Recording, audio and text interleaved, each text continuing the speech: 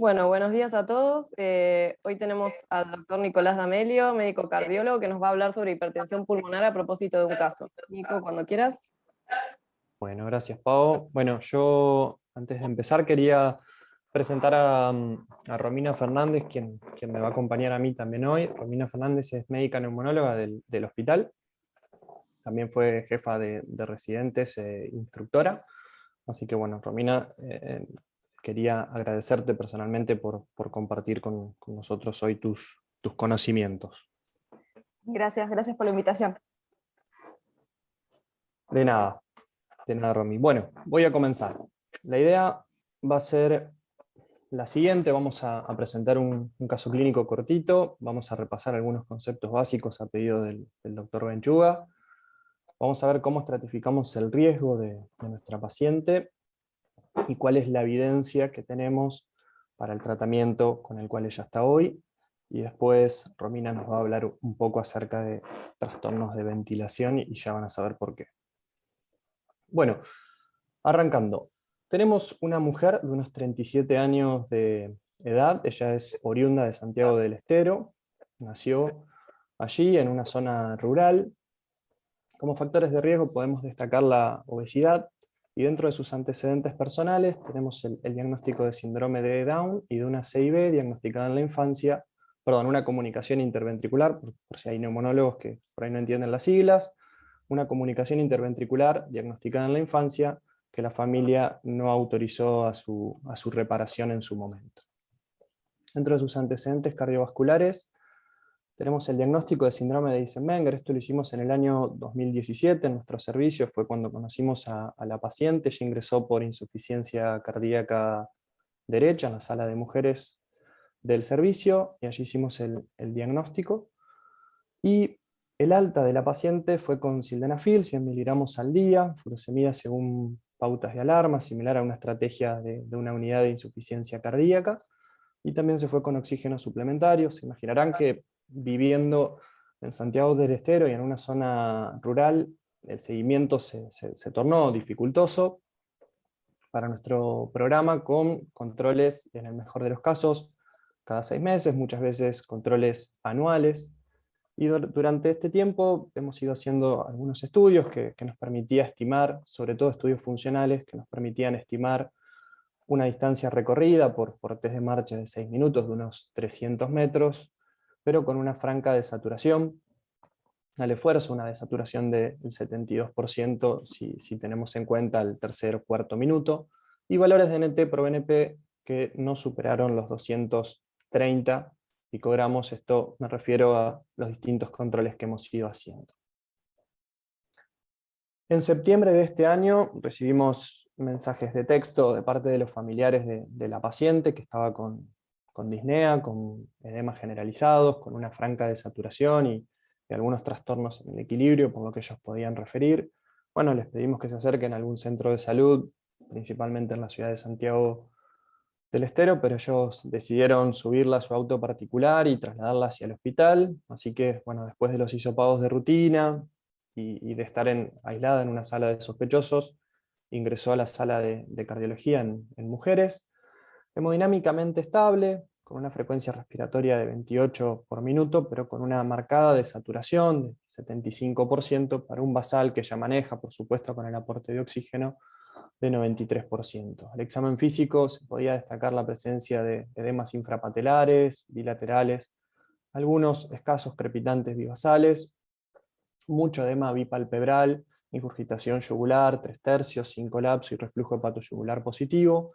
Esta es una imagen de cuando los familiares la traían en el auto, donde, si bien es una paciente que, como les dije, tiene, digamos, una definición de obesidad, estaba con franca congestión. Bueno, la radiografía de tórax, podemos ver una placa completa, centrada, bastante penetrada, donde se puede observar campos pulmonares cargados, con una franca inversión del flujo. Tenemos un compás bronquial abierto, con franco aumento de cavidades derechas, principalmente aurícula derecha. Es interesante ver que uno iría a buscar un arco medio que esté convexo, pero llamativamente no lo está. Tampoco es cóncavo, podríamos decir que es tendido, pero bueno, llama la atención para una paciente con hipertensión pulmonar, sobre todo expuesta desde la infancia. La vía izquierda, su silueta cardíaca, podríamos decir que impresionaría estar algo aumentadas de tamaño también. Cuando analizamos el electro de la paciente, podemos destacar un ritmo sinusal, unos 60 latidos por minuto, un eje llamativamente que no se encuentra a la derecha, una vez más. Podemos ver un eje que va entre 0 a más 10, con una rotación antihoraria. Si bien sí tenemos signos de sobrecarga ventricular derecha, la presencia de S en D1, Q, dependiendo, bueno, obviamente la variación respiratoria, pero la aparición de una Q con T plana o negativa en D3, y cuando vamos a analizar qué pasa con las heces, principalmente en las derivaciones frontales, podemos ver que las heces persisten prácticamente de B1 a B6, con la aparición de ondas T negativas, de B1 a B4, y algo bastante interesante que también esperaríamos encontrar en pacientes con hipertensión pulmonar prácticamente desde su infancia, ¿no? La aparición de ondas Q con R bastante prominentes, en este caso tenemos R, pero una S francamente empastada en B1.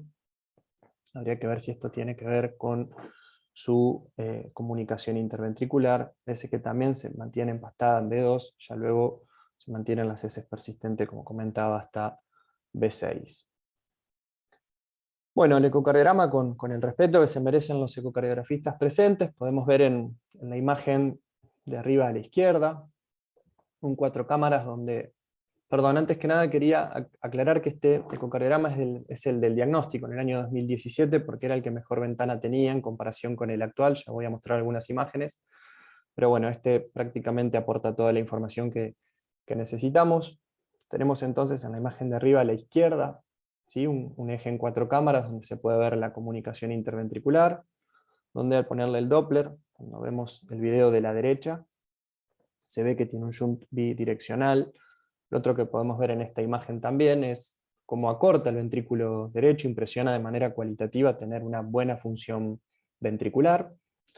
Abajo podemos ver una vista subcostal también donde se aprecia la comunicación interventricular, y ya las imágenes estáticas donde tenemos mediciones de las cavidades izquierdas donde se ven que no están dilatadas.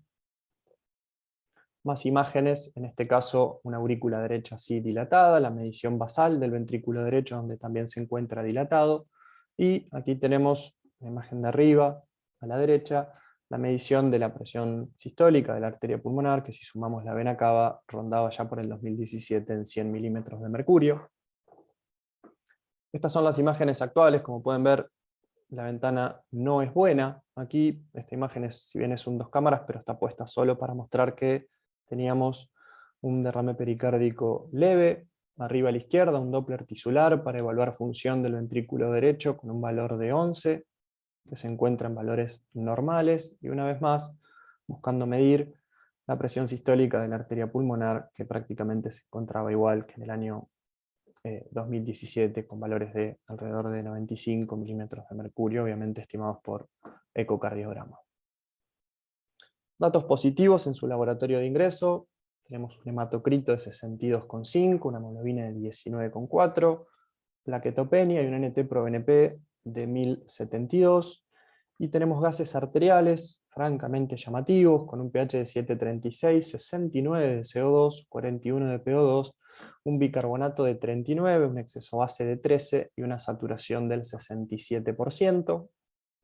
A su ingreso a la sala, la tratamos con furosemida endovenosa para descongestionar, agregamos espironolactona a su tratamiento, aumentamos la dosis de sildenafil a 125 miligramos día y iniciamos Bosentan en dosis mínimas, 62,5 cada 12 horas, y también agregamos a su tratamiento ventilación no invasiva, pero en esto no me voy a detener porque Romina nos va a explicar mejor llegando al final.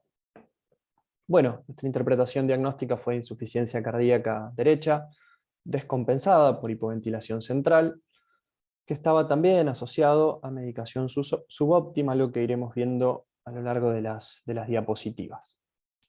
Ya para el alta, la paciente había mejorado francamente algunos parámetros: un hematocrito de 57%, hemoglobina de 17, unas plaquetas de 100.000, y un NT-proBNP que estaba francamente en descenso. La vi hace 2 semanas y estábamos en 220 en sus valores, y un estado ácido-base francamente mejorado, con 7,39 de pH, 28 de CO2, 91 de PO2, 28 de bicarbonato, y una saturación de 97%.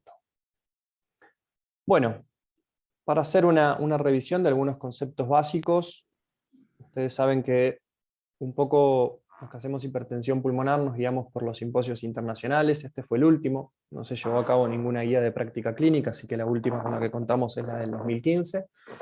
Y este simposio que se desarrolló en Niza, donde se definieron algunas cuestiones nuevas que ya muchos conocen, pero voy a repasar. Primero y antes que nada, entender a la hipertensión pulmonar como una condición hemodinámica y no como una enfermedad en sí. Sí, que esta condición hemodinámica la vamos a ver representada en una gran cantidad de patologías. Tenemos distintos tipos de definiciones y de clasificaciones. Una de las más importantes, a mi juicio, para poder entender desde la fisiopatología es la clasificación hemodinámica. Esto es lo que obtenemos cuando hacemos un cateterismo cardíaco derecho. Me voy a quedar con la definición de hipertensión pulmonar precapilar, donde lo que pasó en Niza fue la reducción de 25 a 20 del criterio del punto de corte de la media pulmonar, donde tiene que ser mayor a 20, ya no más de 25 milímetros de mercurio, una capilar pulmonar de menos de 15 y resistencias vasculares pulmonares de más de 3 unidades Wood, recuerden estas unidades, y esto, lo interesante que tiene es que la hipertensión pulmonar precapilar prácticamente abarca casi todos los grupos clínicos, van al grupo 1, 3, 4 y 5, todos menos el grupo 2. Luego tenemos la hipertensión pulmonar postcapilar aislada y la hipertensión pulmonar combinada, pre y postcapilar, donde si prestamos atención la media pulmonar es siempre la misma. Lo que cambia en este caso es que las dos tienen capilares pulmonares aumentadas de más de 15, pero la diferencia entre la aislada y la combinada son las unidades Wood, que si bien menos de 3 no es normal, estamos hablando de que tienen que estar por debajo de este punto de corte, y esto incluye a grupos 2 y 5, y lo mismo para la combinada 2 y 5. Ahora vamos a ver de qué se trata esto de 1, 3, 4, 5. Bien, esta es la clasificación clínica, estos son los grupos que les comentaba de 1, 2, 3, 4 y 5. Tenemos un gran grupo 1, que incluye la hipertensión pulmonar idiopática, quizá digamos el paradigma de la hipertensión pulmonar. Tenemos la hipertensión pulmonar hereditable, asociada a drogas y toxinas, y un gran grupo, que es la hipertensión pulmonar asociada a enfermedades del tejido conectivo, HIV, hipertensión portal, y aquí tenemos a las cardiopatías congénitas, el tema que nos reúne hoy, pero también tenemos cardiopatías congénitas dentro del grupo 5, la diferencia es que estas son cardiopatías congénitas complejas, como por ejemplo el FONTAN. Después tenemos el grupo 2, que incluye a todas las hipertensiones pulmonares relacionadas a las enfermedades del corazón izquierdo. El grupo 3, donde tenemos todas las enfermedades relacionadas al parénquima pulmonar y a la hipoxia. Y recordemos que estos dos grupos reúnen el 90% de todas o de todos los diagnósticos de hipertensión pulmonar. Y luego tenemos el grupo 4, que es el grupo que está relacionado con las obstrucciones de la arteria pulmonar, y digo obstrucciones porque no es la única entidad presente dentro de este grupo, la enfermedad tromboembólica crónica, sino otras entidades también que producen obstrucción de la arteria pulmonar. Bien, dentro del grupo 1 dijimos que teníamos a las cardiopatías congénitas. Ahora, dentro de las cardiopatías congénitas tenemos una subclasificación. A los médicos nos encanta subclasificar todo, y es que dentro de este grupo tenemos 4 entidades distintas. La primera de ellas es el síndrome de Eisenmenger, quien nos reúne hoy, donde prácticamente lo que sucede en este grupo es una inversión del flujo. Tenemos circulación pulmonar que va a ir hacia la circulación sistémica. Esto por supuesto es antifisiológico, siempre lo que sucede es al revés, donde tenemos mezcla de sangre, y esto se caracteriza por cianosis y obviamente un aumento de la presión pulmonar por aumento de las resistencias vasculares pulmonares. La otra entidad dentro de este grupo son los grandes defectos o los grandes cortocircuitos, donde lo que sucede es que la presión sistémica va a permitir el pasaje de sangre hacia la circulación pulmonar, en este caso con resistencias vasculares hasta el momento bajas, y por lo tanto podríamos decir que es el paso previo al síndrome de Eisenmenger. Esto ya lo vamos a ver. Y estas son las entidades que nosotros debemos corregir para evitar que sucedan las complicaciones. Tenemos un tercer grupo donde está definido por defectos pequeños, es decir, defectos que son restrictivos, generalmente menores de 2 centímetros, para las, digamos, alteraciones a nivel auricular y menores de 1 centímetro para las alteraciones a nivel ventricular, que no justifica el desarrollo de hipertensión pulmonar por el hiperaflujo de flujo, justamente. Y tenemos una entidad que viene en crecimiento exponencial, que es la denominada hipertensión pulmonar postoperatoria. Es la hipertensión pulmonar que aparece luego de la corrección de un defecto a los años, donde, como les dije, donde vamos a ir viendo en algunos registros, se empieza a ver cada vez más casos. Esto es porque la sobrevida aumenta, los pacientes se operan durante la infancia, viven más y podemos ver complicaciones a futuro, como es el desarrollo de hipertensión pulmonar en pacientes operados. Hablemos un poco de la definición de Eisenmenger, y haciendo un poco de historia. Fue Víctor Eisenmenger que allá por el año 1900 describe la anatomía de un paciente que estaba cianótico y que tenía en su necropsia una comunicación interventricular. Esta es la imagen que él mismo hace en la presentación de su trabajo, donde se puede ver francamente el dibujo de la comunicación interventricular. Es hasta el año 1947 cuando Helen Taussig presenta su libro de malformaciones congénitas, una de las mujeres más importantes de la medicina, donde ella habla de un complejo de Eisenmenger, donde ella plantea que un cortocircuito bidireccional o invertido a través de una CIB grande llevaba a los pacientes a tener cianosis. Y esto es interesante porque este complejo de Eisenmenger circunscribía a la Eisenmenger a una CIB grande. Hoy les dije que recuerden las unidades Wood porque tienen que ver con este hombre. Paul Wood, allá por el año 1950, es el que define lo que hoy conocemos como síndrome de Eisenmenger, y él habla de una fisiología, de una comunicación amplia, que no era restrictiva, entre la circulación pulmonar y la sistémica, más que una determinada posición de un circuito. Entonces aquí retiramos ese concepto de que todo síndrome de Eisenmenger partía de una CIB, y empezamos a hablar de que cualquier comunicación intra o extracardíaca congénita que no haya sido intervenida y desarrolle hipertensión arterial pulmonar, a través de la inversión de un cortocircuito, que haya un cortocircuito bidireccional que lleva a la cianosis, es lo que hoy conocemos como fisiología de Eisenmenger. Para entender un poco lo que sucede, partimos, por lo menos durante nuestro nacimiento, con resistencias vasculares pulmonares normales, que suelen ser menores que las sistémicas. Pero si tenemos una comunicación, lo que sucede es que la circulación sistémica empieza a pasar sangre, digamos, hacia la circulación pulmonar y empieza a haber un hiperaflujo de sangre en las cavidades derechas y, por supuesto, en la vasculatura pulmonar. Esto por diversos mecanismos de shear estrés y mediadores inflamatorios lleva un importante remodelado en la vasculatura pulmonar, caracterizado por fibrosis y un aumento de la capa de músculo liso en las arterias pulmonares, lo que va a llevar a un aumento de la resistencia vascular pulmonar, asociado también a una menor vasodilatación de esta vasculatura, lo que va a terminar por producir un aumento de las resistencias vasculares pulmonares y una inversión de flujo. Al principio lo podemos ver solo durante la diástole ventricular izquierda, porque justamente la presión del circuito pulmonar es mayor que la del circuito sistémico y empieza a haber mezcla de sangre. Cuando hablamos de mezcla de sangre hablamos de cianosis, y el impacto que va a tener la hipoxemia sobre la eritropoyesis, produciendo eritrocitosis, que no es lo mismo que policitemia, y una gran cantidad de defectos sistémicos, que más adelante voy a mencionar, pero que se caracterizan prácticamente por leucopenia o disfunción leucocitaria. También tenemos plaquetopenia y disfunción plaquetaria, un aumento del ácido úrico y las chances de padecer gota, y ciertas alteraciones óseas que son muy propias de la eritrocitosis, caracterizada por osteopatía hipertrófica como una entidad per se. Analicemos un poco el diagnóstico. Yo les hablé que nuestra paciente tenía un síndrome de Eisenmenger, les hablé también que para la hipertensión pulmonar necesitábamos una definición hemodinámica, pero nunca les mostré un cateterismo de nuestra paciente. Esto tiene que ver un poco con el diagnóstico.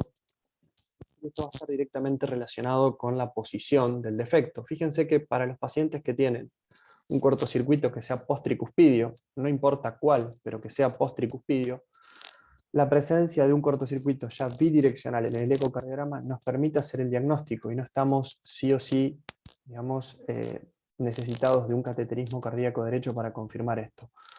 El problema aparece en las comunicaciones pretricuspídeas, donde que haya una comunicación o un cortocircuito bidireccional pretricuspidio podría reflejar un aumento de las resistencias vasculares pulmonares, es decir, lo que venimos viendo en el síndrome de Eisenmenger, o bien una elevación de la presión de fin de diástole del ventrículo derecho en presencia, por supuesto, de un ventrículo derecho restrictivo. Por lo tanto, el cateterismo derecho se impone para terminar de confirmar sobre qué entidad estamos.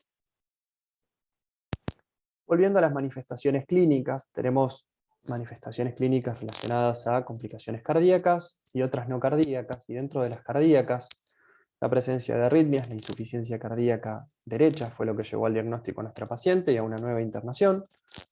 La presencia de valvulopatías, estas principalmente insuficiencia tricuspidia e insuficiencia pulmonar severas, los aneurismas de la arteria pulmonar, la comprensión de arterias coronarias, principalmente descendente anterior por la propia dilatación de la arteria pulmonar, la presencia de síncope y muertes súbitas, y dentro de las manifestaciones no cardíacas, llamativo pero real, sangrado y trombosis, sobre todo trombosis a nivel de la arteria pulmonar, deficiencia de hierro, colelitiasis, gota, infecciones, lo que les comentaba de alteraciones óseas, y la hiperviscosidad, que es algo bastante frecuente en estos pacientes, que se caracteriza por mareo, fatiga, la presencia de tinnitus, mucha cefalea, visión borrosa y alteraciones del estado mental.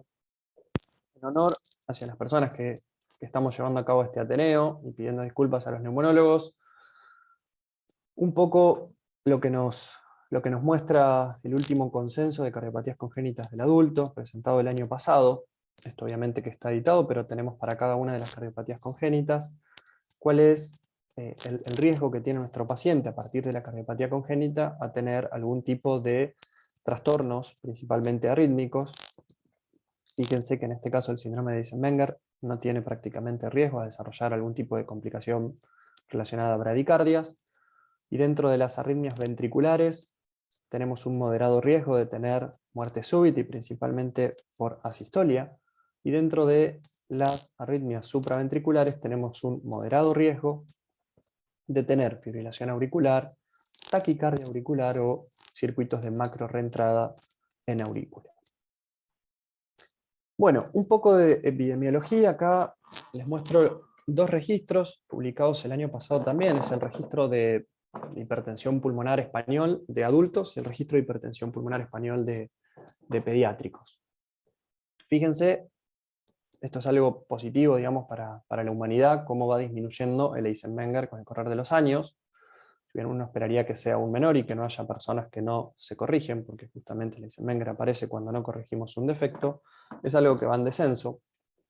Y fíjense un poco lo que les comentaba de la hipertensión pulmonar posoperatoria. El Eisenmenger va en descenso, pero esta hipertensión pulmonar va en ascenso. Y fíjense lo que pasa cuando vemos el registro pediátrico. Tenemos poco Eisenmenger y una gran cantidad de niños que tienen hipertensión pulmonar posoperatoria. Algunos datos más de la vida real. Tenemos que las cardiopatías congénitas hoy por hoy tienen una prevalencia, mejor dicho, la hipertensión pulmonar en contexto de cardiopatías congénitas tiene una prevalencia que va del 4.5 al 28%. Dentro de ellas el Eisenmenger tiene una prevalencia del 3.5 al 7%, dependiendo del registro que estemos analizando, y pareciera ser que las mujeres tienen mayor riesgo dentro de las cardiopatías congénitas a desarrollar hipertensión pulmonar. En honor al tiempo voy a analizar quizá uno de los registros que a mi criterio es de los más grandes. Es el registro Compera, es un registro alemán con 5 años de seguimiento, 8.200 pacientes incluidos. Esto se publicó el año pasado también, donde podemos ver que dentro de estos 8.200 pacientes, el 8.3% correspondía a cardiopatías congénitas. Y aquí podemos ver el grupo de Eisenmenger, algunos datos epidemiológicos con una edad media de 40 años. La mayoría de sexo femenino, fíjense que prácticamente el 70% corresponde a sexo femenino. Estos pacientes se encuentran en una clase funcional 2-3 con un test de marcha de alrededor de 350 metros como promedio.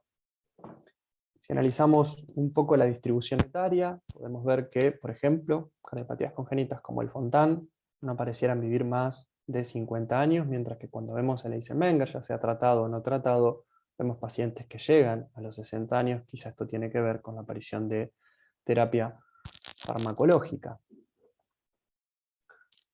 Este es un trabajo bastante interesante, publicado por Diller, donde ellos lo que hicieron fue un estudio de casos y controles retrospectivos, donde incluyeron 188 pacientes y los siguieron durante 31 años, y los compararon contra una población normal. Los datos que sacaron de la población normal venían de tablas de vida provisional, estos del Departamento Actuarial del Gobierno del Reino Unido y de Gales.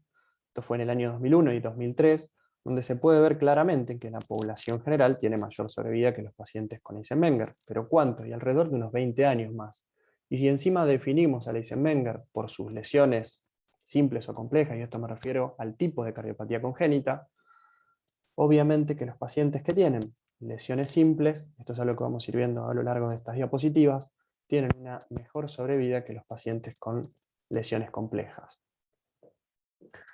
Este es otro trabajo presentado por Manes, este es el grupo de Bolonia, donde incluyeron 219 pacientes, de los 4 grupos que les comenté, de cardiopatías congénitas, donde se puede ver que el síndrome de Eisenmenger, junto con el grupo de grandes defectos, esa clasificación que era la segunda de las diapositivas que vimos, es decir, defectos sistémicos hacia pulmonar, tienen una mejor sobrevida que los pacientes con hipertensión pulmonar postoperatoria o con mínimos defectos, ya que pueden ver justamente la significación estadística.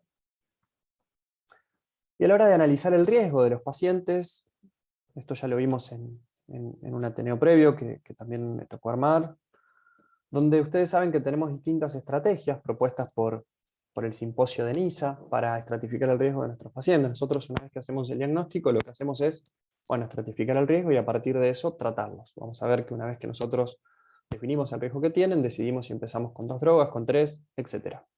Entonces la propuesta es que utilicemos alguno, son 3 hoy por hoy los propuestos, acá traje el europeo, entonces la guía de práctica clínica del año 2015 que seguimos utilizando.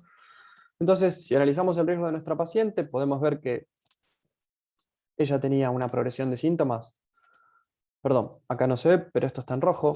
Cuando hablamos de signos clínicos de insuficiencia cardíaca derecha, podemos decir que están presentes, esto le suma 3 puntos.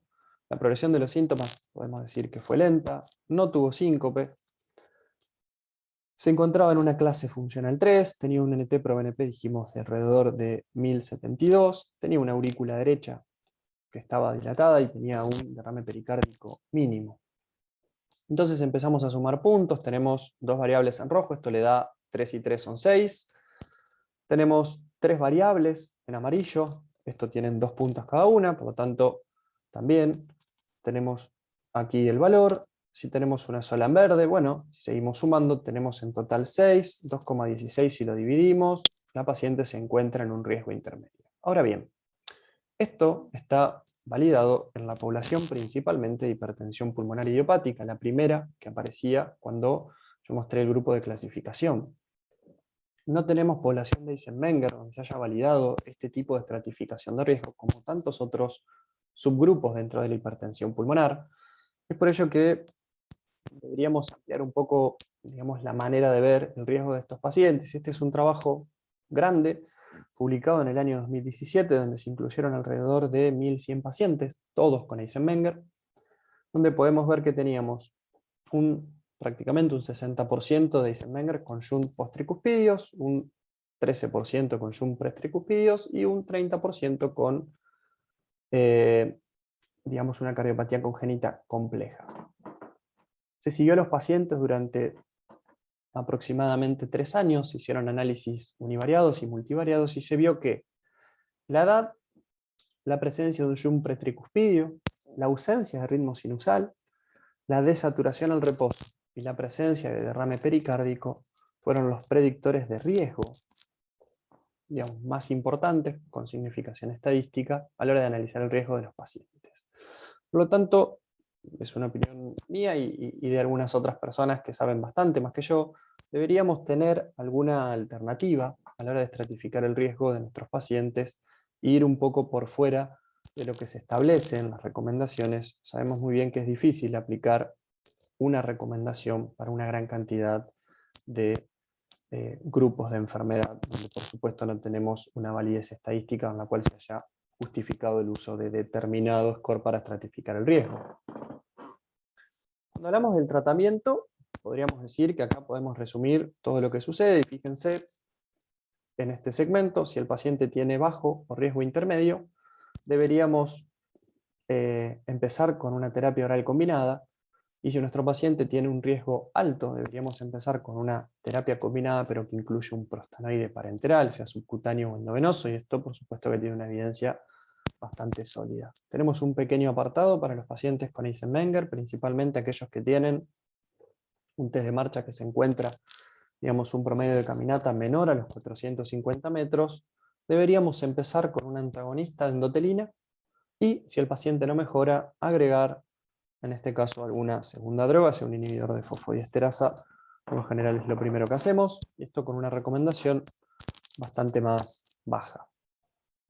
Analicemos un poco a qué se deben, digamos, estas recomendaciones. Este es uno de los estudios más importantes en Eisenmenger, fue publicado en el 2006, y a partir del cual se avaló la utilización de antagonistas receptores de endotelina, en este caso el Bosentan. Fue un estudio multicéntrico, randomizado, controlado por placebo. Incluyeron 54 pacientes, y como objetivo primario se plantearon el cambio en la saturación, ¿sí?, en la semana 16, al aire ambiente por supuesto, y los cambios en las resistencias vasculares pulmonares indexadas a las 16 semanas.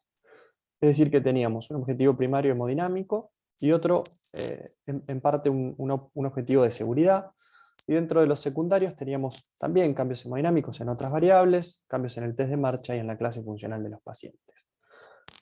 A la hora de analizar un poco las características de los pacientes, podemos ver que teníamos un promedio de edad de 44 años, y cuando analizamos el tipo de defecto, la mayoría de los pacientes tenían defectos ventriculares, eran los menos los que tenían algún defecto, digamos, pretricuspidio y cardiopatías complejas.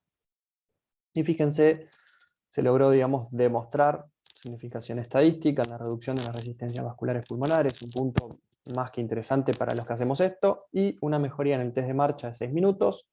Y luego tuvo un, digamos, periodo exploratorio donde los pacientes que habían recibido placebo se les dio Bosentan, y esto se extendió, digamos, por 26 semanas. Recuerden que el primer trabajo se hizo por 16 semanas, bueno, se extendió unas 10 semanas más, y se vio que los pacientes que recibieron Bosentan, que venían recibiendo placebo, mejoraron su test de marcha y también mejoraron la clase funcional, y por supuesto que sirvió para mostrar puntos de seguridad en los pacientes, principalmente, o el mayor miedo en estos pacientes es que la medicación vasodilatadora pulmonar aumente la desaturación de los pacientes. Después tenemos el estudio maestro. El estudio maestro lo traigo porque fue, digamos, un estudio grande, también multicéntrico, randomizado, doble ciego y controlado, es decir, con una estrategia, digamos, estadística bastante sólida. Incluyeron 226 pacientes, esto fue muy reciente, hace 3 años atrás, donde ellos se plantearon como objetivo primario un cambio en el test de marcha a las 16 semanas, en el objetivo secundario se plantearon un cambio en la clase funcional y en el índice de disnea evaluado por la escala de Borg, puntos exploratorios, cambios en el NT-proBNP y un subestudio hemodinámico de cambios en las resistencias vasculares pulmonares. Bueno, bien, este estudio no mostró, por lo menos, alcanzar el objetivo primario propuesto, logró una reducción de su objetivo exploratorio del 20% en el NT-proBNP, con significación estadística, y logró una reducción del 13% en las resistencias vasculares pulmonares indexadas, pero como pueden ver, sin significación estadística. Así que la molécula del macitentan, esto podemos discutirlo, pero digamos, hay diferentes editoriales que tratan de justificar, digamos, la falta de respuesta al macitentan, pero podríamos decir que el macitentan no sería un antagonista del receptor de endotelina que utilicemos de entrada a partir de este estudio principalmente. Terapia combinada, este es un estudio publicado en el 2017 por el grupo de Alto, un grupo de Italia. Ellos incluyeron 32 pacientes, los pacientes ya venían recibiendo Bosentan, pero lo que hacían es que ante un evento de empeoramiento definido por hospitalizaciones o progresión de enfermedad por caída del test de marcha principalmente, les realizaban un cateterismo cardíaco derecho y les daban una dosis bastante baja de sildenafil, 60 miligramos. Y el objetivo primario fue evaluar el impacto que tenía el agregado de sildenafil, albocentam por supuesto, luego de 6 meses en diversas variables clínicas y hemodinámicas. Vemos un poco los resultados, variables clínicas primero, ellos alcanzaron una mejoría de la clase funcional, en los metros recorridos también, vieron que mejoraba el índice de disnea a través de la escala de Bohr. Algo interesante también, hubo reducción del NT-proBNP, pero cuando vamos a ver puntos duros, que esto es lo que más nos interesa, cambios hemodinámicos encontraron significación estadística en la reducción de las resistencias vasculares pulmonares indexadas. Para ir finalizando, veamos de vuelta el registro Compera y datos del tratamiento de nuestros pacientes. Fíjense, tratamiento en pacientes con Eisenmenger, como al momento de la inclusión de los pacientes, la mayoría de los pacientes estaban tratados con monoterapia. Por supuesto, a medida que la evidencia va apareciendo y uno va, digamos, utilizando la medicación y empieza a tener más experiencia, vemos cómo la terapia combinada, al momento de la última observación, se impone versus la monoterapia.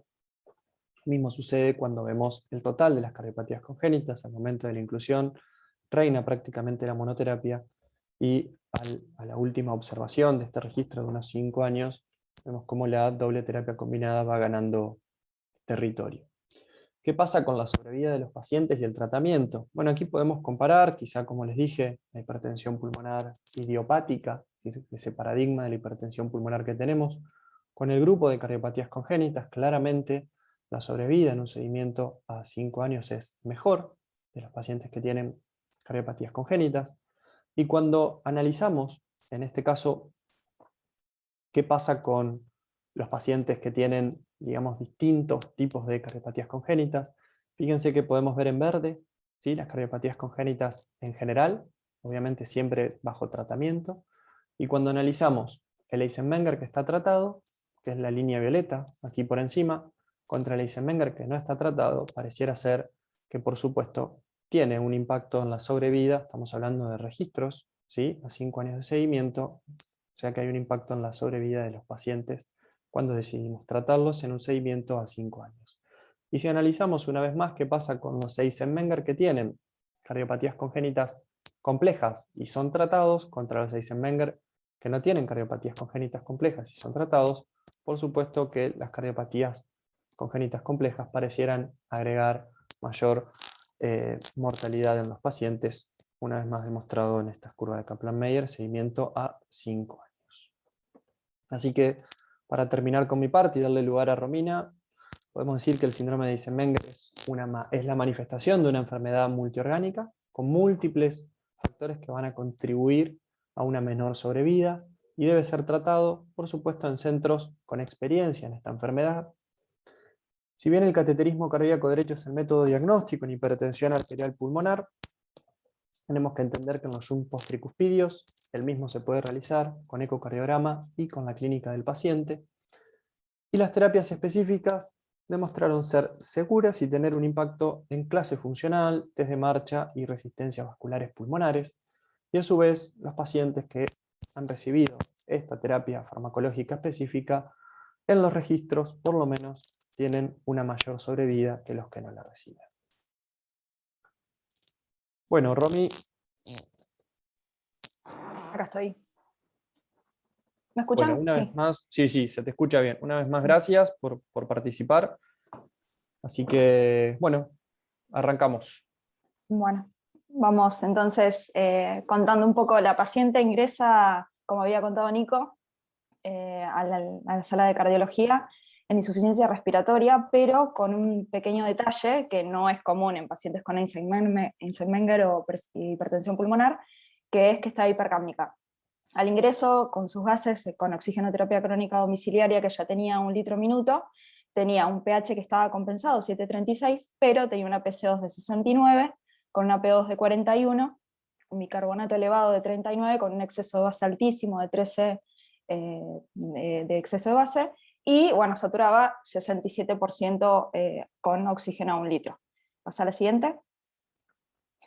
Para repasar, obviamente es una paciente que está en insuficiencia respiratoria. La insuficiencia respiratoria es un fallo en el intercambio gaseoso pulmonar que se va a demostrar gasométricamente por la presencia de hipoxemia, ¿sí? Con una PO2 menor a 60 milímetros de mercurio, con o sin hipercapnia.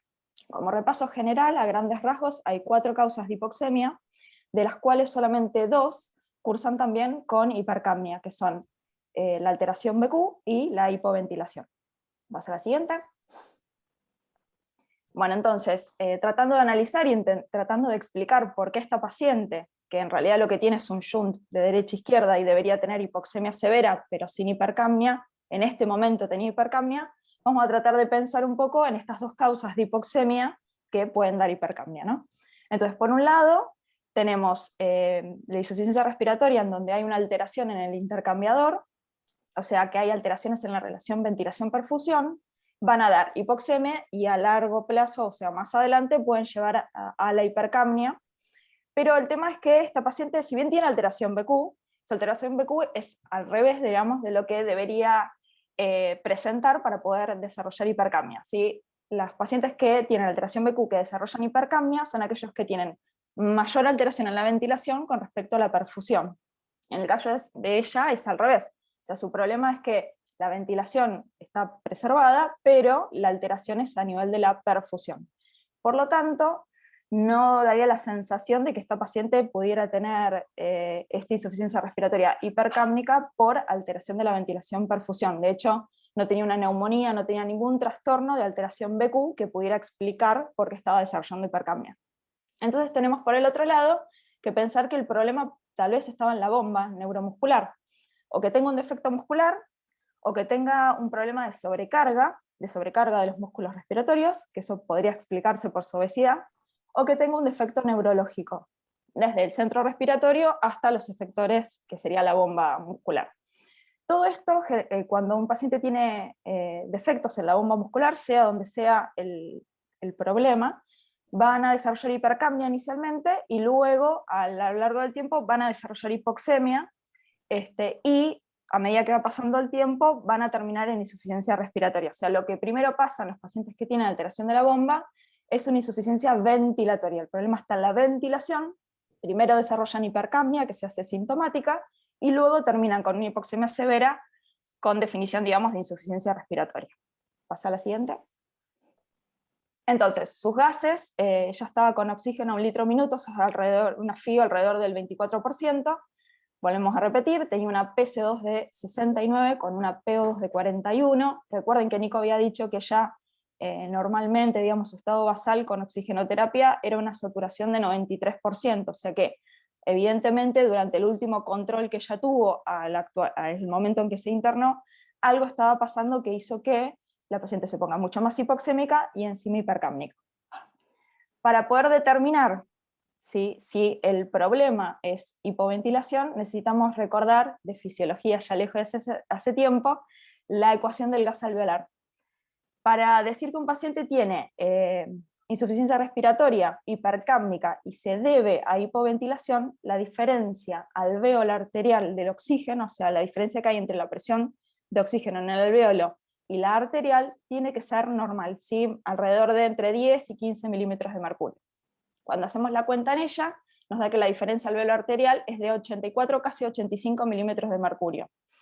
Y eso se puede explicar, o sea, no es que nos descarta por completo de que esté hipoventilando, sino que se puede explicar, por un lado, por la hipoxemia severa que tiene por su shunt de derecha a izquierda, que eso va a hacer que su diferencia alveolar arterial sea altísima, pero además, pero no explica la hipercapnia, ¿no? Entonces además podemos decir que sobreagregado está hipoventilando. Pasa a la siguiente. Y para poder entender por qué está hipoventilando, si dijimos que no tenía un trastorno de la ventilación-perfusión, y que lo que más probablemente tenga es hipoventilación, es entender un poco cómo es el control de la respiración. Entonces tenemos, por un lado, sensores, quimiorreceptores, mecanorreceptores, que van a ir sensando, principalmente los quimiorreceptores, cómo está la PCO2, cómo está el pH y cómo está la PO2. En función de eso, envían señales al centro respiratorio, y respiración a respiración el centro respiratorio va a enviar la orden hacia los efectores, o sea, los músculos respiratorios, de si hay que aumentar o disminuir el ritmo y la intensidad de la respiración. Pasa a la siguiente. Entonces, acá recordemos, tenemos los quimiorreceptores. Lo primero que, digamos, lo más importante que sensan es la PCO2 y el pH, ¿sí? Entonces, ante cambios mínimos de dióxido de carbono o del pH hacia arriba o hacia abajo, el centro respiratorio va a responder rápidamente. Entonces vemos en el gráfico de la izquierda que hacia cambios de pH, o sea, descensos del pH, vemos cómo aumenta la ventilación alveolar. Y lo mismo pasa con la PCO2. Ante aumentos de la PCO2, rápidamente aumenta la ventilación alveolar. Como segundo mecanismo y medio de backup, tenemos la respuesta ventilatoria al oxígeno.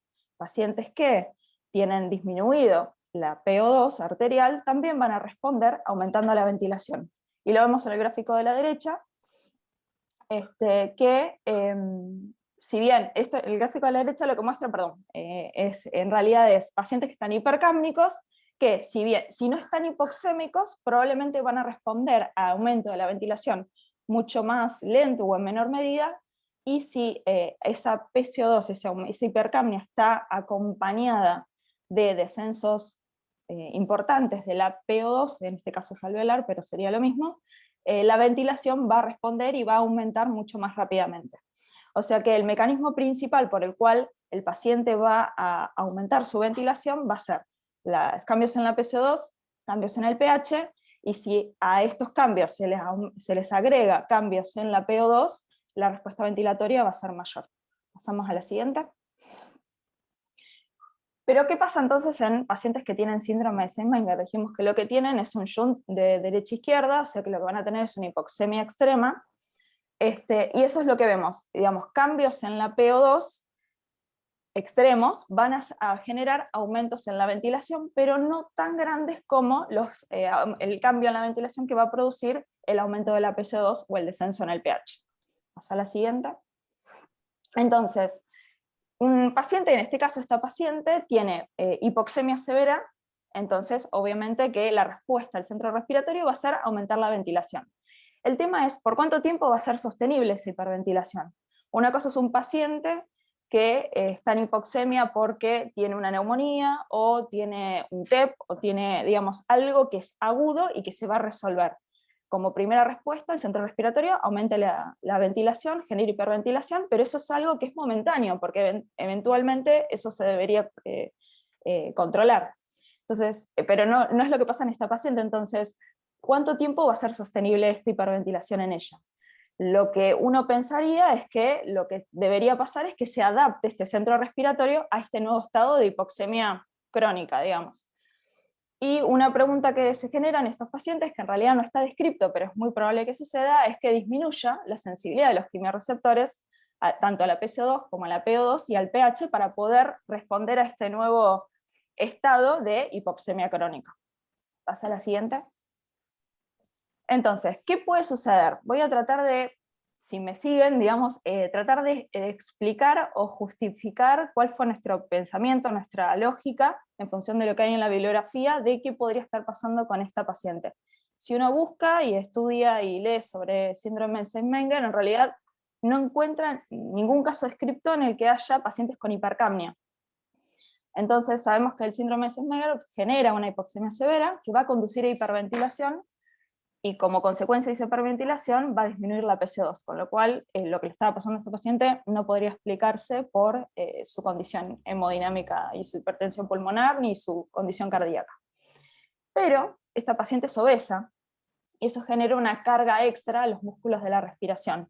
Tienen que generar mayor trabajo para poder mantener la ventilación. Entonces, tenemos una paciente que por sus características cardiológicas y por su hipoxemia severa tiene que hiperventilar, con músculos que tienen que hacer una carga extra para poder mantener esa hiperventilación. Eventualmente ese paciente se va a fatigar y eso va a conducir a hipoventilación. Por otro lado, también tiene síndrome de Down, y sí, está muy bien descrito que estos pacientes suelen tener mayor riesgo de trastornos respiratorios del sueño, como son las apneas obstructivas del sueño y también el síndrome de hipoventilación-obesidad. En ella no tenemos una polisomnografía, no sabemos si tiene algún trastorno respiratorio del sueño del tipo apnea obstructiva, pero después les voy a ir mostrando cómo fue que la tratamos. La verdad que no impresiona que tuviera, o si tiene apneas no son tan severas, porque la verdad que la forma en que la ventilamos, si tenía alguna apnea se corrigió muy fácilmente, así que no creo que esa sea la condición principal en ella, pero sí los pacientes con síndrome de Down suelen tener apneas obstructivas. Y además suelen también tener hipotiroidismo. En ella no lo sabemos todavía, no se pudo estudiar, pero los pacientes con hipotiroidismo también tienen trastornos respiratorios del sueño, tanto apneas obstructivas como hipoventilación. Y bueno, obviamente todas estas patologías van a llevar a hipoventilación. Pasa a la siguiente. A su vez, también decíamos que lo más probable es que estos pacientes tengan menor sensibilidad, esta paciente en particular, no los pacientes con Alzheimer, porque de hecho está descrito y está escrito en algunos lugares que dicen que la hipoxemia severa van a hacer que se pongan mucho más sensibles en realidad a los cambios en la PC2 y al pH.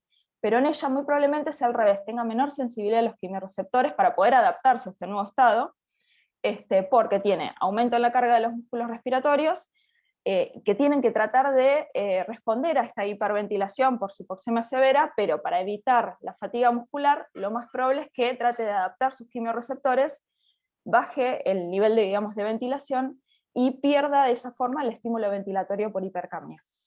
Y a su vez, esta paciente está con oxígeno crónico domiciliario.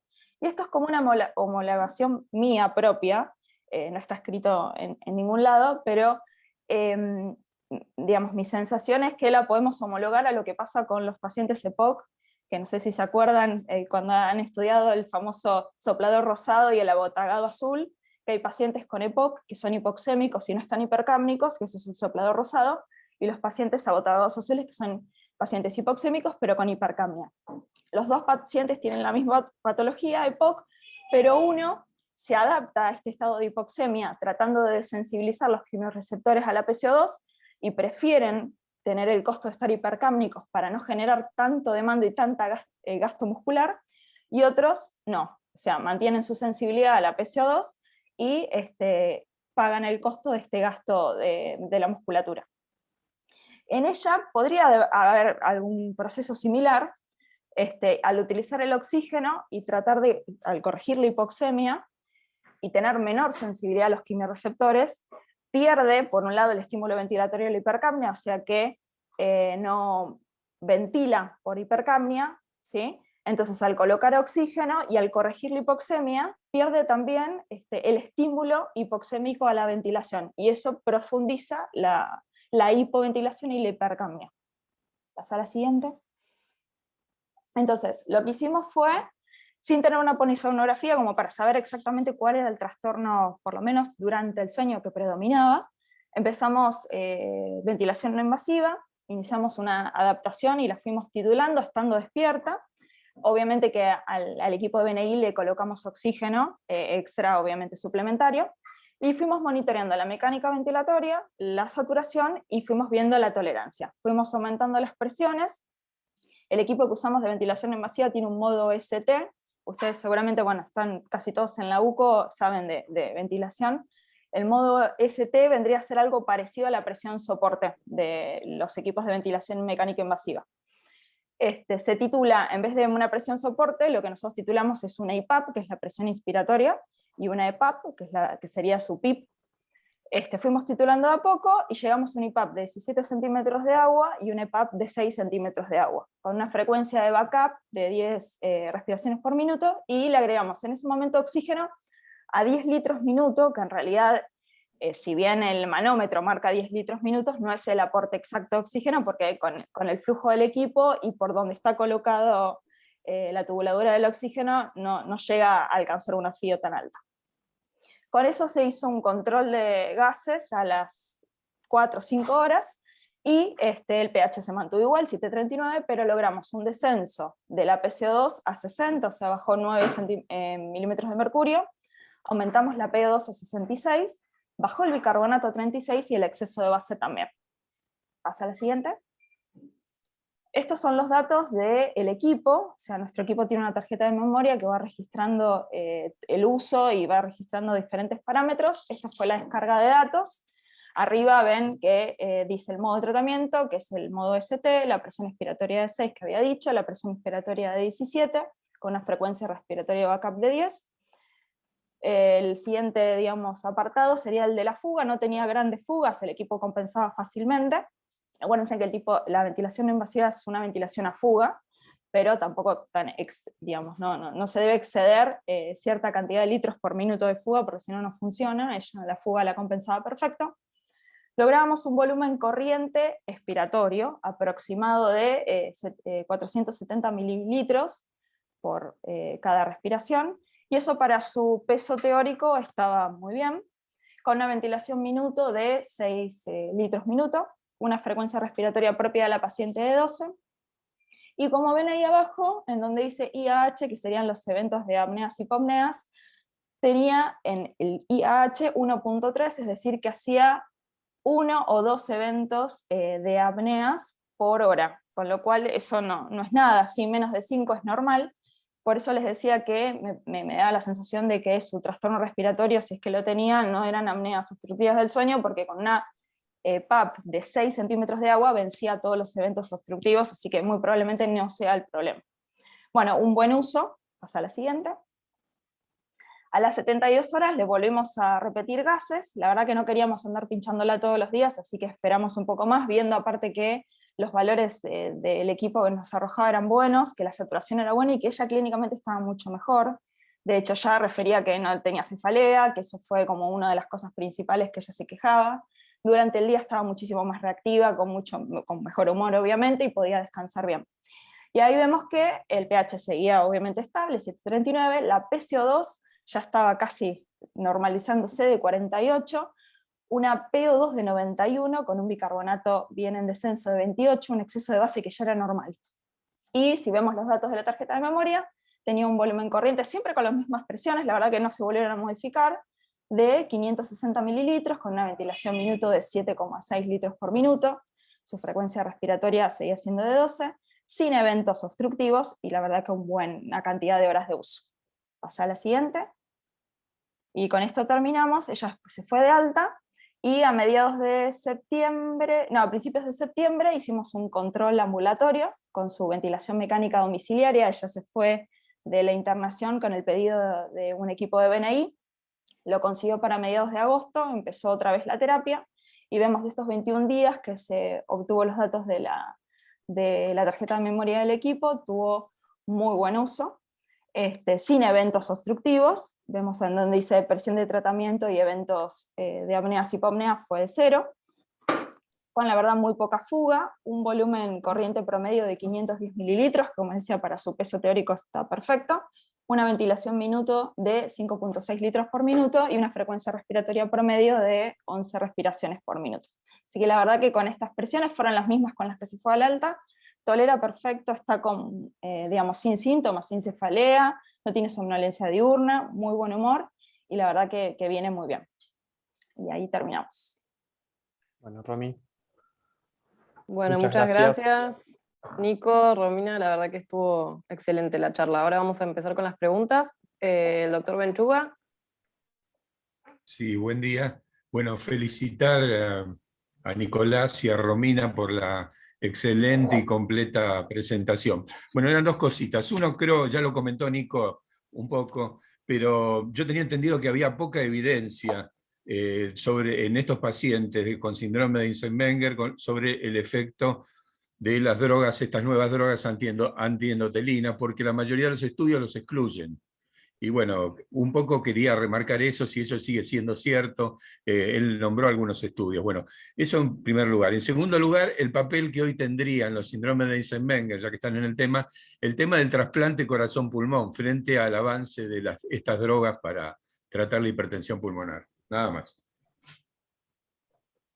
Bueno, yo aprovecho y comento algunas cositas.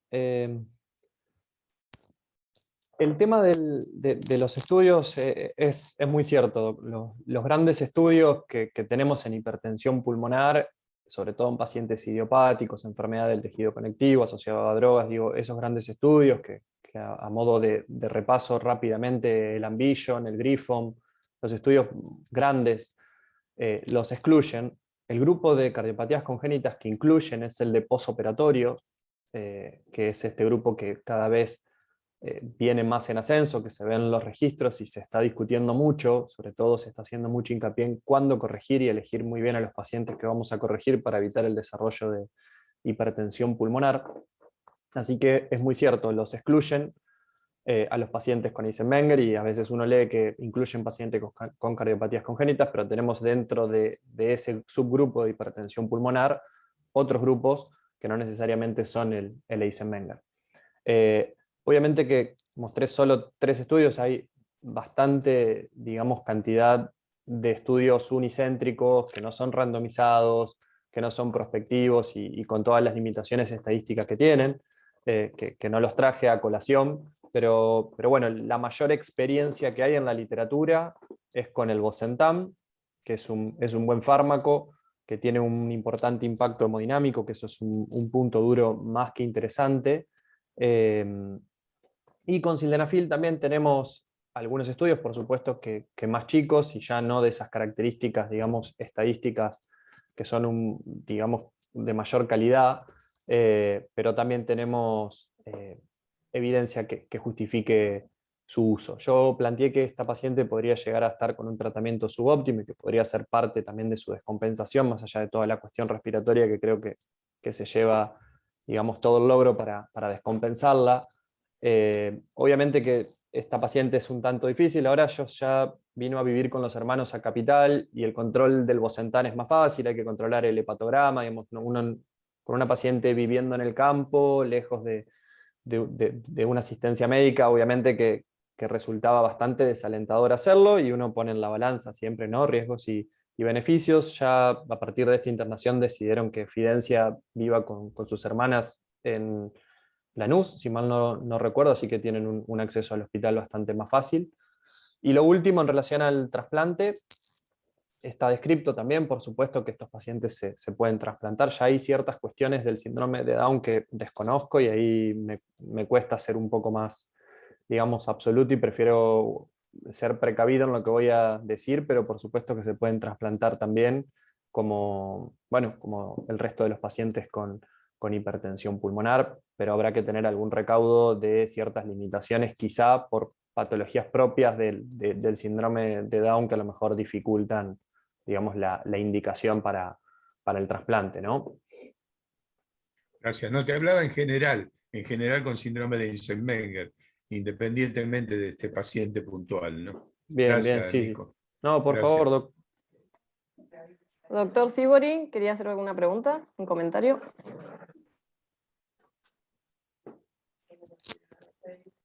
Está silenciado. Hola, buenos días a todos. Buen día, Felicitaciones doctor. a Nicolás y a Paula por la paciente que llevaron en seguimiento, y Romy brillante también en exposición. No, dos comentarios. Uno marco, para que tengamos dimensión un poco de lo que hizo el equipo de la célula de BNI que tenemos en el hospital. El primer paciente que ventilamos de manera no invasiva en el hospital fue en 1994. Casi fuimos de los primeros lugares con el Ferrer en ventilar pacientes de manera no invasiva. Y a la residencia de neurología, a través de la fundación que tenían ellos, logramos instruirlos en cómo usar BNI, y ellos fueron, prácticamente es la única residencia en el país que tiene aparato de ventilación invasiva propio para sus pacientes neuromusculares. Nosotros conseguimos por primera vez un aparato de BNI y constituimos una célula de BNI para el paciente agudo en el hospital en el año 2010. Es decir, que llevamos en el hospital 12 años ventilando de manera no invasiva a pacientes agudos en las diferentes salas. Aproximadamente debemos tener un poquito más allá de 30 pacientes. Obviamente fue un paréntesis estos años de pandemia debido a las limitaciones que tuvimos en cuanto al equipo. No era posible ventilar en contexto de pandemia. Pero esto habla un promedio. Hemos tenido años donde tuvimos 5 o 6 pacientes ventilados, otros 3, es más o menos lo que venimos manejando en el año. Y bueno, a raíz de una paciente que tuvimos hace poco, una paciente que Romina manejó embarazada, una enfermedad neuromuscular, que la teníamos que derivar, para hacer su cesárea, nos dimos cuenta, haciendo toda una recorrida por los 14 hospitales públicos, que somos el único hospital en el gobierno de Buenos Aires que tiene un equipo de ventilación no invasiva, en realidad varios equipos, pero digamos equipo en cuanto a físico y humano, para poder ventilar en salas. O sea, en el resto de los hospitales del gobierno de Buenos Aires, la ventilación no invasiva se hace en contexto de unidad coronaria o terapia intensiva. No había otro lugar, y por eso quiero destacar toda la labor que está haciendo Romina y todo el grupo de Neumo, en cuanto a que es un verdadero lujo que tenemos de poder resolver muchas patologías agudas sin ocupar camas de unidad coronaria o terapia intensiva y poder resolverlos en la sala. En segundo término, contarles que llevamos aproximadamente, debido a esta larga historia, cerca de 4 centenares de pacientes ventilados de manera no invasiva. Lógicamente la mayor parte son pacientes neuromusculares, pero tenemos una buena cantidad de pacientes con apneas obstructivas o síndromes de hipoventilación, obesidad. Y Romina es la coordinadora en el hospital del programa de enfermedades respiratorias con patología respiratoria y neuromuscular. Somos el centro con el ANARI principal de derivación en el país de pacientes con ambas patologías, ¿no? Eso es el macro, para que tengamos dimensión de dónde estamos. Con respecto a la paciente, como bien dijo Romy, nos hubiera sido bárbaro no estar en tiempo de pandemia y haber podido hacer una polisomnografía en el hospital. Lamentablemente eso no se pudo hacer y se hizo un ensayo-error, y con eso Romina, concuerdo totalmente en las conclusiones que ella sacó. Uno asumiría, y lo vamos a poner el potencial, de trastornos de hipoventilación primaria. Esta semana que viene o la otra ya empezaremos a hacer las primeras polisomnografías en el hospital, así que bueno, ténganlo en cuenta el equipo que lleva a la paciente como para más adelante poder realizar una aproximación. Y desde ya el diagnóstico definitivo lo va a hacer una prueba que se llama P01. ¿Qué es la P01? Es la presión desarrollada en los primeros 100 milisegundos cuando un shutter cierra la oclusión al movimiento inspiratorio. Este estudio se hace solo en el hospital Lanari, el doctor Eduardo De Vito, y como bien decía Romina hace un rato, los pacientes con disminución de la sensibilidad al centro respiratorio, al aumento de la CO2, esa P01, en vez de generar presión en los 100 milisegundos, va a estar muy achatada, y uno va haciendo diferentes pruebas a inhalaciones progresivas de CO2 en el aire inhalado, y uno ve el comportamiento de la sensibilidad de la curva del centro respiratorio, a ver qué pasa con esa P01. Lógicamente, un paciente que progresivamente se le dan mezclas inhaladas de CO2 aumentados en el aire inspirado, el paciente va a ser P01 más chicas, más cortas, la presión la va a ser más rápido. Lamentablemente eso no va a pasar en los pacientes con trastornos primarios de hipoventilación. Así que eso sería una prueba un poco que pondría el sello para esta interpretación potencial a las cuales acordamos en todo el equipo. Y el último comentario es que la presión de soporte, uno puede tener una idea de qué presión de soporte Romina manejó, pero en realidad es la diferencia entre la IPAP y EPAP. Esta paciente estaba ventilada con una presión de soporte de 11, porque estaba ventilada con una IPAP de 17 y una EPAP de 6. Es decir, que aproximadamente equivalía a una presión de soporte de 11. Bueno, felicitaciones nuevamente, Nicolás, Romina, por la brillante exposición. Gracias. Muchas gracias, Doc. ¿Alguien más tiene alguna otra pregunta o comentario para hacer?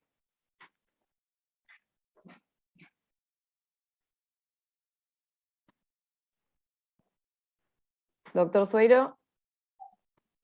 Sí, cortito, pero mucho ya lo respondió Sibori, que te agradezco la aclaración y la participación. Primero, excelente ambas presentaciones. La verdad que voy a decir lo mismo que todo el mundo. Fue sumamente útil. Lo raro de esta paciente de entrada fue la hipercambia. O sea, uno no espera en un Eisenmenger, en un shunt izquierda-derecha, en ninguna de estas situaciones espera hipercapnia, sino espera hipoxia. Y de entrada, y al revés, hipocapnia. Y de entrada se manifestó con hipercapnia. Yo no me acuerdo mucho de esto, pero se describió muy bien todas las posibilidades de hipercapnia, desde alteración del centro respiratorio, lo que alguna vez llamamos enfermedad ondina, la alteración del parénquima pulmonar, el SAOS, que me parece que intuitivamente, por la macroglossia que tienen estos pacientes con síndrome de Down, más la obesidad, más la característica física de la paciente, es lo más probable. La pregunta era, para los neumonólogos sobre todo, si una DLCO, o sea, una difusión de dióxido de carbono, hubiese aclarado algo en este paciente para ver la difusión alveolo-capilar de dióxido de carbono y descartar alguna patología intersticial respiratoria que no fue vista, por lo menos a través de la placa y los estudios comunes. Contesto yo. En realidad la DLCO es difusión pulmonar de monóxido de carbono. Entonces con eso en realidad estamos viendo, en realidad vemos cómo difunde la función en realidad de difusión del parénquima pulmonar, lo extrapolamos digamos del oxígeno hacia la sangre. Con la DLCO lo que vemos es justamente cómo está trabajando ese parénquima pulmonar. En los trastornos en los que se produce hipercapnia, salvo que sea por alteración de la ventilación-perfusión, la DLCO está conservada. De hecho es una paciente obesa. Está bien, digamos, al tener síndrome de Down es muy difícil hacerle pruebas funcionales respiratorias, pero uno asumiría que en el caso de que se pudiera hacer por su obesidad, puede ser que tenga volúmenes pulmonares un poco más chicos, pero por su obesidad, y la difusión esté disminuida en relación a ese volumen pulmonar. Entonces cuando uno lo corrige, la difusión debería estar en valores normales. Muy probablemente si le hiciéramos difusión a ella en particular, por su síndrome de Eisenmenger y por su hipertensión pulmonar, la difusión va a estar muy disminuida, y es por esa patología y no por el trastorno respiratorio del sueño, si hipoventilación o apneas del sueño. Así que por ese lado la DLCO va a dar disminuida obviamente, pero por su trastorno de hipertensión pulmonar. Y me había preguntado algo más, quería hacer una aclaración con respecto a eso, pero ahora me olvidé lo que quería decir. No sé si... No, tu respuesta es impecable. Sí, yo tenía entendido lo mismo, pero digo, nos quedamos con que esta paciente tiene un Eisenmenger más una patología ventilatoria y o pulmonar. Sí. En Que realidad lo que... Sí. Otra cosa, eso quería aclarar, ahí me acordé cuando dijo eso. Digamos, si tuviera una patología intersticial, tampoco alteraría y generaría hipercapnia. Generalmente las patologías intersticiales en donde el problema, digamos, está a nivel del intersticio pulmonar, claro, exactamente, dan PCO2 bajas. O sea, hipoxemia, pero sin hipercapnia. En realidad una hipoxemia tan severa, salvo en estadios finales, se evidencia mucho más la insuficiencia respiratoria en el momento de la caminata con el ejercicio, porque la alteración justamente está en la difusión. O sea que también, digamos, si tuviera una patología intersticial, no elevaría la CO2. Y la última pregunta, ya que me contestaste tan detalladamente como cardiólogo, ¿no? En esta paciente en particular, un Eisenmenger que entra con hipercapnia, pues yo recuerdo otras patologías pulmonares que la oxigenoterapia podía empeorar la hipercapnia y producir una narcosis, un efecto narcótico por dióxido de carbono. Nosotros deberíamos haber planteado esto, digo, como para también un aprendizaje para adelante, ¿no? Ni bien ingresó la paciente la primera vez, al asociarse hipoxia con hipercapnia, haber entrado por una patología pulmonar primaria, ya sea SAOS, lo que sea. Digo cualquier cosa, bronquiectasias, pero claro. digo, me parece que ese sería un poco el mensaje, porque la oxigenoterapia crónica en esta paciente me parece que contribuyó a la hipercapnia. Claro, o sea, en los pacientes con síndrome de Eisenmenger, es que lo que está descrito y lo que fisiopatológicamente tiene su lógica, es que tienen hipoxemia severa, pero con hipocapnia, digamos. Claro, el tema es que, digamos, tenemos en ella el síndrome de Eisenmenger, eso es verdad, eso es lo que le genera esta hipoxemia tan severa, y por eso la diferencia alveolo arterial que yo les mostraba es altísima, y por ende, digamos, uno diría, bueno, no hipoventila, porque uno esperaría encontrar una diferencia alveolo arterial normal en la hipoventilación. Pero tiene la obesidad, tiene el síndrome de Down, y tiene justamente esto que yo también o sea, muy probablemente todo eso a largo plazo, más el uso de oxígeno crónico domiciliario, a largo plazo generará menor sensibilidad de los quimiorreceptores y produzca esta hipercapnia.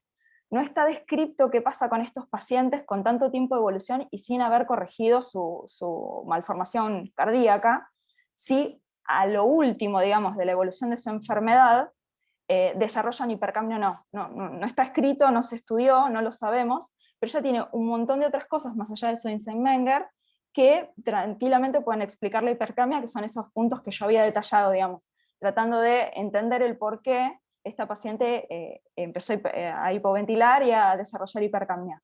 Pero como le digo, o sea, descripto no está en cuanto al síndrome de Eisenmenger puro, o sea, un paciente que no es obeso, que no tiene síndrome de Down, y que probablemente sus quimiorreceptores estén siempre, digamos, sin alteraciones, digamos, cuanto a su respuesta ventilatoria. El tema es que a largo plazo, por una cuestión adaptativa, es lo que yo creo que esta paciente, para poder adaptarse y no vivir hiperventilando, que se le iba a llegar a un agotamiento mucho más rápido y a la muerte, se fue adaptando para convivir, si se quiere, con la hipercapnia, para no tener que esforzar tanto sus músculos respiratorios. Es lo que a mí me parece que debe haber pasado. O sea, inicialmente esta paciente, igual no tenemos gases al inicio cuando ingresó en 2017, pero muy probablemente en ese momento no estaba hipercápnica, seguramente estaba hipocápnica, es lo más probable, pero durante, digamos, estos años, hasta 2021, con el oxígeno crónico, con el tratamiento de su hipertensión pulmonar, probablemente haya aumentado también de peso, y todo eso ha hecho que vaya desarrollando la hipercapnia a lo largo de los años. Pero tampoco lo podemos saber, es una intuición, digamos, una idea que tenemos, porque tampoco tenemos los gases iniciales, con lo cual no sabemos si desde inicio ya estaba hipercápnica. Lo que sí nos marca que muy probablemente la hipercapnia la haya desarrollado a lo largo del tiempo es que ella no estaba con cefalea matinal, y tenía dentro de todo un buen dormir, si se quiere, y durante el día no estaba tan hiporreactiva ni tenía somnolencia, cosa que sí apareció a lo último, y eso se mejoró obviamente con la ventilación no invasiva. Muchas gracias, muy clara tu respuesta.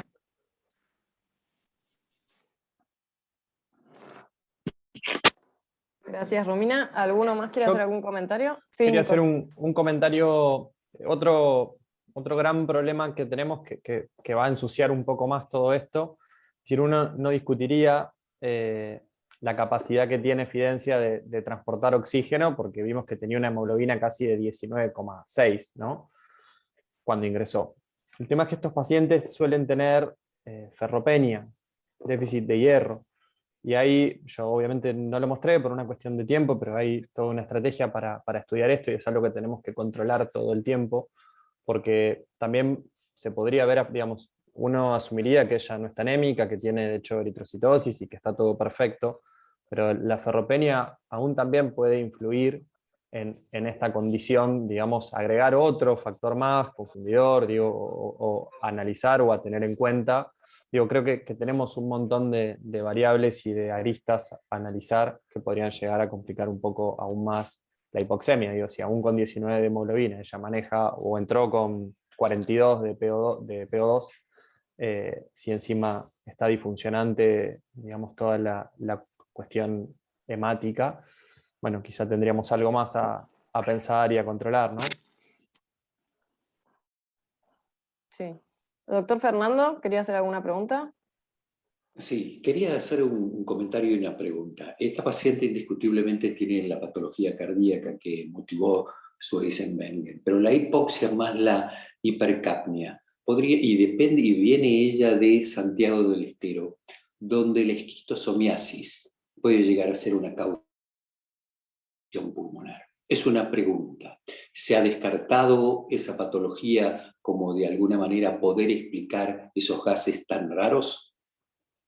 Y sí, por supuesto, felicitarlo a los doctores por la exposición.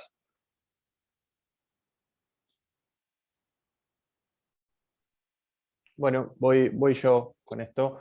Sí, Nicolás, te escucho. Sí, Doc. La esquistosomiasis en ella no se descartó, es una realidad, digamos, no es algo que hayamos ido a buscar puntualmente para descartarlo.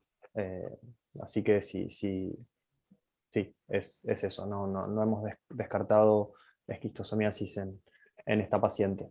Es una posibilidad, está descrito obviamente también en el grupo 1, y los que tienen muchísima experiencia con esto son los brasileros, donde es endémico de Brasil, y ellos son los que mayor cantidad de publicaciones tienen en relación a la esquistosomiasis y la hipertensión pulmonar, pero no está mal pensarlo y plantearlo.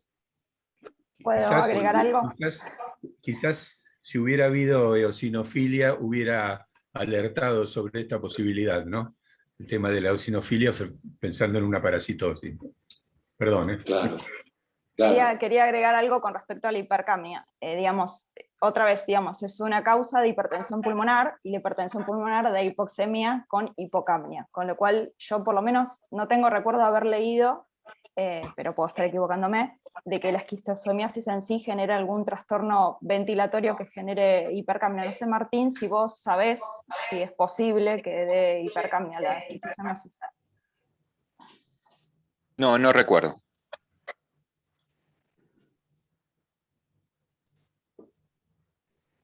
Bueno, doctor Benchuga, si quiere ir un comentario para cerrar. Yo, si me disculpan, bueno. quería hacer perdón, Doc, un último comentario. Quería nuevamente agradecerle a Romina. Quería mandarle un saludo a Paula, que hoy no pudo estar. Así que, bueno, y gracias a todos los que se conectaron para escucharnos y, bueno, por sus preguntas.